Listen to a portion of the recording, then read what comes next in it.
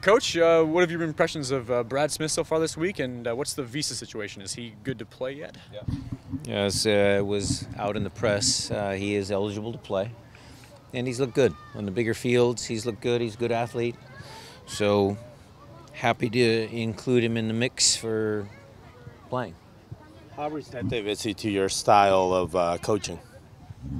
Well, after 3 or 4 days, I think it's still okay. Give him a while, he might get sick of me, but so far so good. Usually when a new player comes in, they're full of enthusiasm, they're always listening, watching. You know, he's got to get caught up as far as what our league's all about.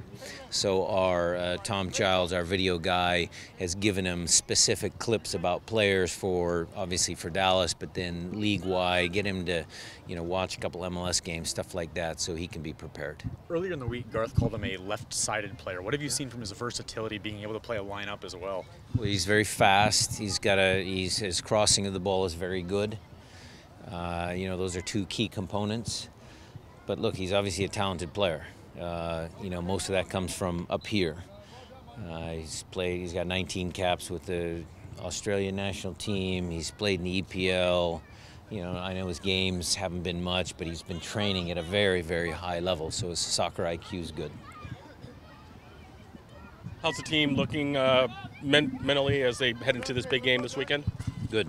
Mentally, they're in a good spot, in a good place. They obviously feel the momentum. They're also have been reminded of the fact that they've done so much good work recently that we don't want to take a step backwards.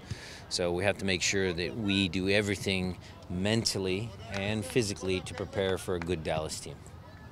A couple games now you've shifted to the 2-forward formation late with Wigbury and Will Bruin on.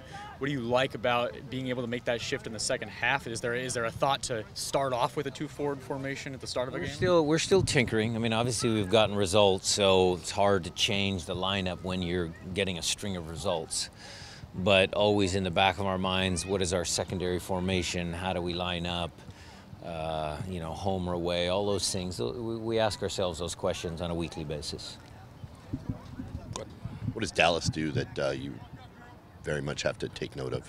Well, they've got a lot of good quality attacking players. I mean, they'll defend and they'll counter. Rudy has been a proven commodity in this league. We don't know much about their new guy, but he certainly on film looks talented.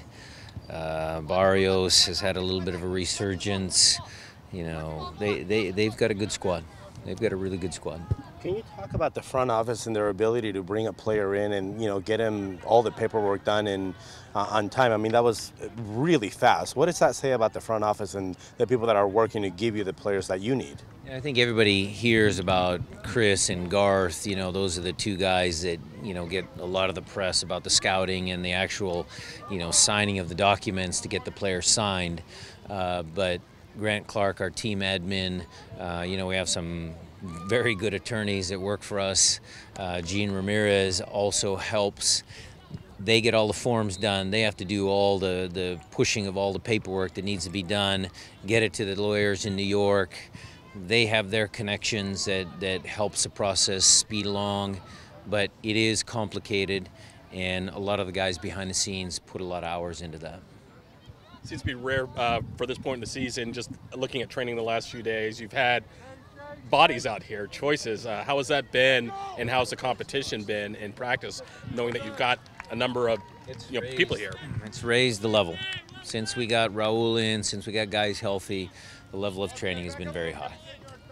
On Victor, he's back to full training this week. How's he done? Is he going to be available in the 18? He's all in full. He's available for selection.